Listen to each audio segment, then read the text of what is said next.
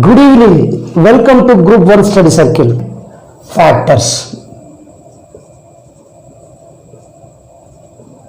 Factors అంటే ఏంటో మనం చూద్దాం. ఫర్ ఎగ్జాంపుల్ ఏ అనేది ఏదైనా మీకు నచ్చిన సంఖ్య తీసుకోండి. ఏ అనేది ఏదైనా ఒక సంఖ్య అనుకోండి. మనం డిస్కస్ చేసిందంటే ఏదైనా ఒక సంఖ్య. అది ఏ అనేది ఏదైనా ఒక సంఖ్య బి అనే సంఖ్య చే నిశ్శేషంగా భాగించబడితే ఏమంటాం మనం బీను ఏకు ఒక కారణాంకం అంటాం. మనం బీను ఏ అనే సంఖ్యకు కారణాంకం అంటారు. సింపుల్. ఫర్ ఎగ్జాంపుల్ ఇప్పుడు 9 ఉంది. 9 యొక్క కారణాంకాలు రాయమని అనుకోండి. ద ఫ్యాక్టర్స్ ఆఫ్ 9 అంటే ఏంటిది? 9 ఏ సంఖ్యతోటి భాగించబడుతుంది? ఫస్ట్ ఏ సంఖ్య అయినా ఒకటితో భాగించబడుతుంది. నెక్స్ట్ 2 తోటి భాగించబడదు, 3 తోటి భాగించబడుతుంది, 4 తోటి భాగించబడదు, 5, 6, 7, 8 మళ్ళీ 9 తోటి. అంటే 9 యొక్క కారణాంకాలు 3, 1, 3, 9. అదేవిధంగా 20 యొక్క కారణాంకాలు అడిగిన అనుకోండి. 21 యొక్క factors. What are the factors of 21 అప్పుడు ఏదైనా సంఖ్య 1తో భావించబడుతుంది, అదే సంఖ్యతో భావించబడుతుంది. తర్వాత ఏంది? ఇది 2తో కాదు, 3 తోటి, 4, 5, 6, 7, 7 తోటి, ఇంకా దేంతో భావించాలి? మళ్ళీ 21 తోటి. ఇప్పుడు ఇది యొక్క కారణాంకాలు. అంటే కారణాంకాలు అంటే మనకి ఈ కాన్సెప్ట్ అర్థమైతే ఏదైనా అనుకోవచ్చు. అంటే ఏదైనా ఒక సంఖ్యను మరొక సంఖ్య నిశ్శేషంగా భాగిస్తే ఆ భాగించే సంఖ్యను ఏమంటున్నాం? ఏదైతే ఒక సంఖ్య ఇంకో సంఖ్య నిశ్శేషంగా భాగిస్తుందో ఆ భాగించే సంఖ్యను ఏమంటున్నాం? మనం కారణాంకం అంటున్నాం. ఫర్ ఎగ్జాంపుల్ ఏ అనేది ఏదైనా సంఖ్య అయితే బి అనే సంఖ్యచే నిశ్శేషించి భావించబడితే బీను ఏ అనే సంఖ్యకి ఏమంటున్నాం? మనం కారణాంకం అంటున్నాం. సింపుల్. ఇప్పుడు ఏదైనా ఒక ఫ్యాక్టర్ రాయమంటే ఇప్పుడు ఫర్ ఎగ్జాంపుల్ 100 యొక్క కారణాంకాలు రాయమని అనుకోండి. మనకు తెలిసింది ఏంటిది? ఫస్ట్ 1, 100 ఇవి మనకైతే తెలుసు, 2 తెలుసు. అంటే ప్రతి సంఖ్య 1తో భావించబడుతుంది, అదే సంఖ్యతో భావించబడుతుంది. తర్వాత ఇది 2 తోటి, 3తో పోదు, 4 తోటి అవుతుంది, 5తో, 6తో కాదు, 7తో కాదు, 8తో కాదు, 9తో కాదు, 10 తోటి అవుతుంది. తర్వాత నెక్స్ట్ ఎక్కడికి వస్తుంది? 20తో వస్తుంది, 25తో వస్తుంది, తర్వాత 50 వస్తుంది. ఇంతే. So these are the factors of 100. Simple. Okay, కారణాంకాల గురించి మనకు కాన్సెప్ట్ తెలిసింది. ఇప్పుడు ఇంకొకటి ఏంటంటే గుణిత సంఖ్య గురించి మంచిగా చెప్పుకున్నాం మనం. సో గుణిత సంఖ్యల గురించి ఆల్రెడీ చెప్పినాం మనం. ఇప్పుడు 5 యొక్క గుణిత సంఖ్యలు అంటే 5 ఎక్కం అంటే 5 టేబుల్ రాస్తే 5 యొక్క గుణిత సంఖ్యలు. 5 యొక్క గుణిత సంఖ్యలు అంటే ఏంటి? ఎన్ని లిమిటా? ఎన్ని అని రాయొచ్చు?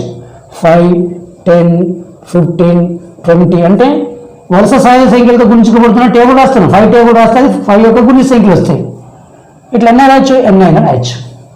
అదే 10 యొక్క గుణిజ సంఖ్యలు అండి అనుకోండి, 10 యొక్క గుణిజ సంఖ్యలు అండి అనుకోండి. గుణిజ సంఖ్యలు. ఇప్పుడు మనం గుణిజ సంఖ్యల గురించి అవగాహన చేసుకుందాం. గుణిజ సంఖ్యలు అంటే 10 యొక్క గుణిజ సంఖ్యలు ఏంటి అంటే 10 ఎక్కం, 10 టేబుల్, 10, 20, 30, 40, 50 సో ఇవి 10 యొక్క గుణిజ సంఖ్యలు. ఇప్పుడు కారణాంకాలు గుణిజ సంఖ్యలు తెలిసినట్లయితే ఇవి తెలియకుండా మనకి ఎల్సిఎం కనుక్కోవడం రాదు. ఎల్సిఎం కానీ హెచ్సిఎఫ్ కానీ కనుక్కోవడం రాదు. సరే, ఇప్పుడు ఎల్సిఎం అంటే ఏంటిదంటే కసాగు అంటాం మనం. కసాగు ఇది కాన్స్టేబుల్గా ఉంది. ఎస్ఐలలో ఎల్సిఎం మనకు అనుకున్న పరిస్థితి లేకపోతే కొన్ని ఫ్రాక్షన్స్ని మనం సాల్వ్ చేయలేకపోతున్నాం. అంటే దీన్ని ఏమంటాం ఇంగ్లీష్లో? ఎల్సిఎం, లీస్ట్ కామన్ మల్టిప్లయర్ అంటాం మనం. లీస్ట్ కామన్ మల్టిప్లయర్ అంటాం మనం.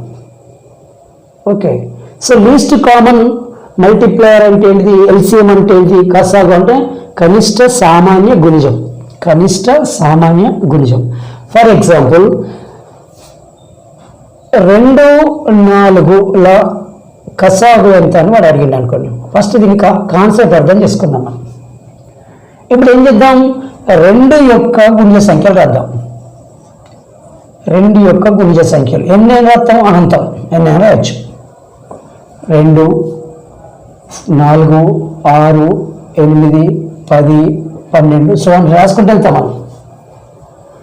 అదేవిధంగా 4 యొక్క గుణిజ సంఖ్యలు అన్నాడు ఆడ, అది 4 గుణిజ సంఖ్యలు. Okay, multiples of 4. What are the multiples of 4? 4, 8, 12, again 16, 20, okay 24 so ఇట్లా రాస్తాం. ఈ రెండిట్లలో కామన్ అన్నాడు, లీస్ట్ కామన్ మల్టిప్లైయర్. ఈ రెండిట్లలో కామన్గా వచ్చే సంఖ్యలు అండర్లైన్ చేయండి. ఇందులో 2 లేదు, 2 ఇంకా 4 ఉంది అంటే ఇవి కామన్గా ఉన్నాయి. లీస్ట్ అంటే రెండిట్లలో ఉండాలి, మొట్టమొదటి వచ్చేది ఎల్సిఎం. ఇందులో ఉంది, ఇందులో ఇంకోటి కూడా ఉన్నది, ఇది మొట్టమొదటి వస్తలేదు, రెండోసారి వస్తుంది లీస్ట్. ఇంకొకటి కూడా వస్తుంది మనకు, ఎక్కడ 12 కూడా ఉంది, ఇది మొట్టమొదటి రాలే మనకి. కాబట్టి అన్నిట్లలో మొట్టమొదటి కామన్గా వచ్చింది ఎందుకు ఇది. కాబట్టి ఇప్పుడు 2, 4 యొక్క ఎల్సిఎం లీస్ట్ కామన్ మల్టిప్లయర్ అంటే ఏంటిది 4, సింపుల్. అదేవిధంగా ఇప్పుడు 3, 5 యొక్క ఎల్సిఎం ఎంత అంటాం. ఎల్సిఎం ఎట్లా రాస్తాం, 3 యొక్క గుణిజ సంఖ్య రాయండి ఫస్ట్. 3 యొక్క గుణిజ సంఖ్యలు, ద మల్టిపుల్స్ ఆఫ్ 3 ఏమైతే చెప్పండి. 3 మల్టిపుల్స్ ఏంటి, 3 టైమ్స్ 6, 9, 12, 15, 21 సో అని రాయొచ్చు. ఇప్పుడు 5 యొక్క మల్టిపుల్స్ ఏంటిది, 5 యొక్క గుణిజ సంఖ్యలు ఏంటిది, 5, 10, 15, 20, నెక్స్ట్ ఏముంది మనకి 25, 30, 35 సో అని రాయొచ్చు. ఇందులో మొట్టమొదటిసారి రెండిట్లలో ఉన్న నెంబర్ ఏదో ఫైండ్ అవుట్ చేయండి. అందులో వచ్చింది ఏంటిది, ఇక్కడ చూడండి, తర్వాత కూడా వచ్చింది కానీ మొట్టమొదటి వచ్చిన నెంబర్ ఏంటి మనకి 15. Therefore LCM of 3, 5 is equal to ఏమంటాం మనం 15 అంట. నెక్స్ట్ ఇంకోటి తీసుకుందాం మనం, 5, 7 ల యొక్క ఓకే 3, 9 ల యొక్క ఎల్సిఎం ఎంత. సేమ్ ఎట్లా రాస్తాం మనం, 3 యొక్క గుణిజ సంఖ్యలు. ఫస్ట్ కాన్సెప్ట్ అర్థం చేసుకున్న తర్వాత ఇంకో రకంగా వెళ్తాం మనం. 3 యొక్క గుణిజ సంఖ్యలు ఏంటిది, 3, 6, 9, 12, 15 సో అని రాస్తాం. 9 యొక్క గుణిజ సంఖ్యలు, 9 యొక్క గుణిజ సంఖ్యలు ఏంటి అవి, 9, 18, ఓకే 27, 36 సో అని రాస్తాం మనం. ఇప్పుడు ఈ రెండిట్లలో మొట్టమొదటిసారి కామన్ ఉన్న ఏంటి, ఇది 9. దేర్ఫోర్ 3, 9 ల యొక్క ఎల్సిఎం లేదా కసాగు ఎంత అని రాస్తాం మనం, 9 ఆన్సర్. ఫస్ట్ ఇది అర్థం చేసుకున్న తర్వాత ఇంకో మెథడ్కి వెళ్దాం, ఇది కసాగు మెథడ్. ఓకే, నెక్స్ట్ ఇప్పుడు ఇందులో ఎన్ని రకాల చూడంగానే మనం ఎల్సిఎం ఎంత అని ఎట్లా చెప్పాలి, చూడంగానే ఎల్సిఎం ఎట్లా చెప్పాలి చూద్దాం. ఇంకొక మెథడ్ చూద్దాం, ఇది మనకు తెలియదు. ఫస్ట్ సింపుల్గా మీకు కానిస్టేబుల్లలో what is the LCM of 2, 4 అని అనుకోండి. ఓకే, ఇప్పుడు ఇచ్చిన రెండు కూడా సరి సంఖ్యలు అయితే 2, 4 ఉంది, ఈ రెండు సరి సంఖ్యలు అయితే ఇందులో highest LCM. So LCM of 2, 4 ఏమైంది ఇక్కడ మనకి 4, సింపుల్. అంటే ఇచ్చిన రెండు సంఖ్యలు కూడా సరి సంఖ్యలు అయితే పెద్దది ఎల్సిఎం అవుతుంది. ఇప్పుడు ఎల్సిఎం ఆఫ్ 3, 9 అనుకోండి, ఇచ్చినవి కూడా రెండు బేస్ సంఖ్యలు అయినప్పుడు అది ఒకదాని యొక్క గుణ్య సంఖ్య మరొకటి అయినప్పుడు ఏమవుతుంది, ఈ పెద్దదే ఎల్సిఎం అవుతుంది. So therefore LCM of 3, 9 is equal to 9. Okay, next రెండు ప్రైమ్ నెంబర్స్ ఇచ్చారనుకోండి, రెండింటి యొక్క ప్రైమ్ నెంబర్స్ ఇచ్చారనుకోండి, అంటే LCM of 2, 3 for example how much. ఇప్పుడు మనం ఎట్లా తెలుసుకున్నాం? ఫర్ ఎగ్జాంపుల్ 2 యొక్క ఫ్యాక్టర్స్ 2 యొక్క గుణ్య సంఖ్యలు వస్తాం, 2 యొక్క గుణిజ సంఖ్యలు రాస్తే ఏమొస్తుంది మనకి? 2, 4, 6, 8, 10, 12, 14 సో అని రాస్తాం. అదేవిధంగా 3 యొక్క గుణ్య సంఖ్యలు రాద్దాం. 3 యొక్క గుణ్య సంఖ్యలు ఏమవుతున్నది? 3, 6, 9, 12, 15, ఓకే 21 సో ఆన్. ఇప్పుడు 2, 3 ఎల్సిఎం ఆఫ్ 2, 3 ఏమవుతుంది? ఈ రెండింటిలో మొదటిసారి వచ్చింది ఏంటిది? 6 కనబడుతుంది. Is equal to 6. మరి ఎట్లా వస్తుంది? రెండు ప్రధాన సంఖ్యలు అయితే రెండింటి గుణించాలి. అప్పుడు ఏమవుతుంది? ఎల్సిఎం ఎట్లా వస్తుంది? ఇచ్చినవి రెండు ప్రధాన సంఖ్యలు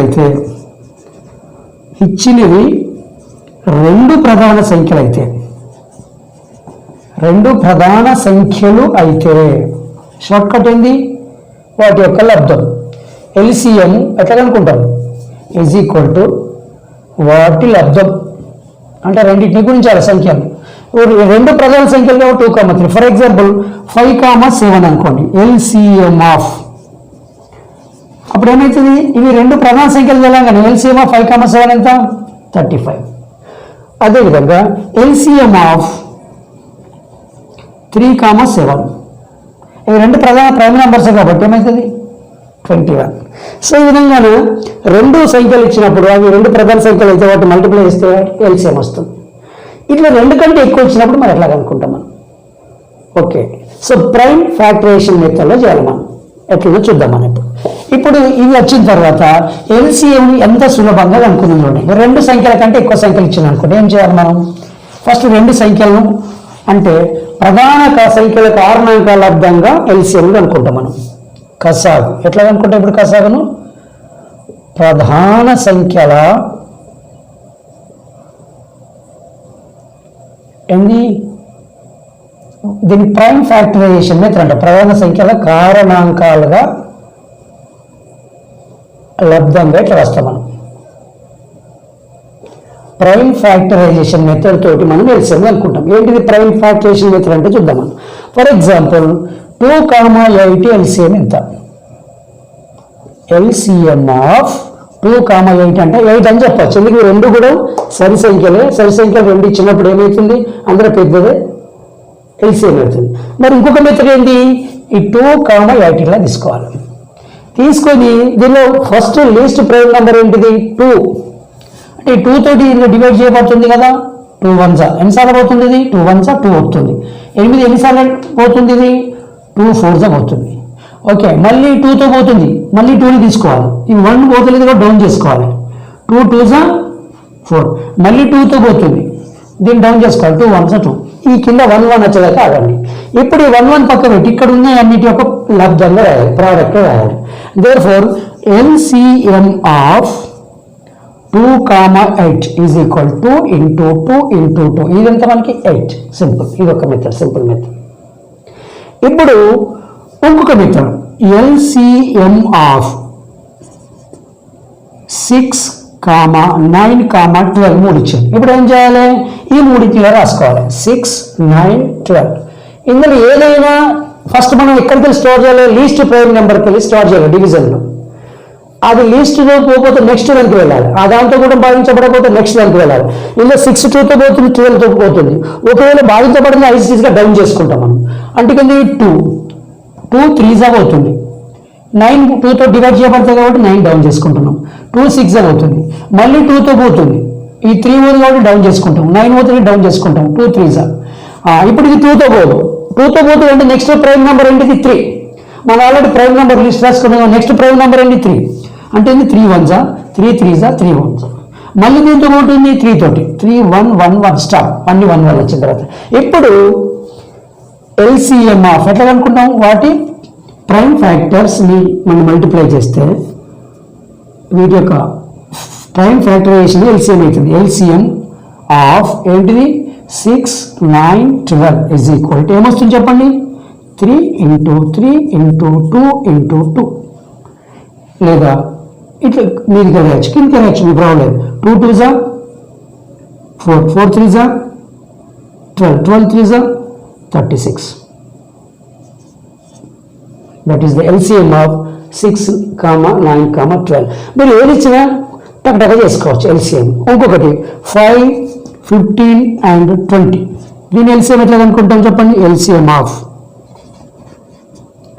సేమ్ 5, 15, 20 ఇందులో ఒక 22తో పోతుంది 2తో చేయాలి 5, 15, 2 10s మళ్ళీ 2తో పోతుంది కదా 5, 15, 5s మళ్ళీ 3తో పోతుంది ఇందులో 5 డౌన్ చేసుకుంటావు పోదు 3 5s 15, 5 మళ్ళీ లాస్ట్కి 5తో పోతుంది 5 1 1 వచ్చింది ఆపేసాం మనం ఇప్పుడు LCM ఎట్లా కనుక్కున్నాం LCM of 5, 15, 20 is equal to 2 into 2 into 3 into 5 ఏమవుతుంది మనకి చెప్పండి 5 3s 15, 15 2s 32s 60 so this is the LCM of 5, 15, 20 ఈ విధంగా LCM కనుక్కునే తెలియదు సింపుల్ ఓకే నెక్స్ట్ ఇప్పుడు HCF కనుక్కోవడం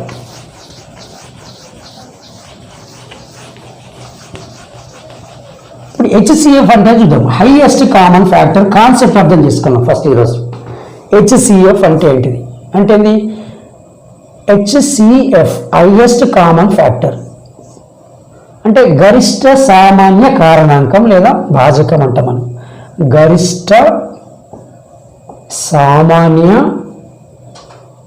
భాజకం లేదా కారణాంకం దీనికి మరొక పేరు ఏంటిది గరిష్ట సామాన్య భాజకం దీన్ని షార్ట్గా ఏమంటాం తెలుగులో గసాక ఓకే గరిష్ట సామాన్య కారణాంకం లేదా ఏమంటున్నాం గసాభా గరిష్ట సామాన్య భాజకం అంటున్నాం ఇది అంటే ఎందుకు చూద్దాం మనం ఇప్పుడు మన కారణాంకం అంటే మన కాన్సెప్ట్ అర్థం తర్వాత ఇది కూడా అనుకోవచ్చు ఇప్పుడు HCF ఆఫ్ 3, 5 ఎంత అడిగింది అనుకోండి ఈజ్ ఈక్వల్ టు ఎంత అప్పుడు ఏం చేయాలి ఈ 3 యొక్క ఫ్యాక్టర్స్ రాయాలి అంటే ఫ్యాక్టర్స్ ఆఫ్ 3 అంటే 3 యొక్క కారణాంకాలు ఏంటిది ఇది 3 1 తోటి భాగించబడుతుంది 3తో భాగించబడుతుంది అది రాయాలి భాగించబడుతుంది ఈ సంఖ్య దేనితో భాగించబడుతుంది అది రాయాలి నెక్స్ట్ ఫ్యాక్టర్స్ ఆఫ్ 5 ఏంటిది అది 1, 5 రైట్ ఇందులో రెండిట్లో ఉండాలి అదే గరిష్టంగా ఉండాలి ఇంకేది రాలేదు ఇది ఒకటే అంటే ఇచ్చిన ఈ రెండు ప్రధాన సంఖ్యలు అయితే వాటి యొక్క HCF 1 అవుతుంది therefore HCF of 3, 5 is equal to 1 simple ఇది కాకుండా HCF ఆఫ్ ఏదైనా తీసుకున్నాం 6, 12 ఎంత ఫస్ట్ కాన్సెప్ట్ అర్థం చేసుకుని తర్వాత షార్ట్ కట్ మెథడ్ చేద్దాం HCF 6, 12 ఎట్లా రాస్తాం మనం ఫ్యాక్టర్స్ అంటే కారణం కదా ఫ్యాక్టర్స్ ఆఫ్ 6 ఎంత అది 1, 2, 3 అండ్ 6 నెక్స్ట్ ఫ్యాక్టర్స్ ఆఫ్ 12 ఎంత వచ్చింది 1, 2 ఏమవుతుంది 4 నెక్స్ట్ 6 అండ్ 12 ఇందులో లీస్ట్ 1 ఉంది ఇది తీసుకోవద్దు దీని తర్వాత ఇది ఉంది ఓకే ఈ రెండిట్లో ఉండాలి గరిష్టంగా వచ్చేది ఏదో మనం చూద్దాం మరొక క్లాస్లో మరొక అంశం మీద మనం చర్చిద్దాం థ్యాంక్ యూ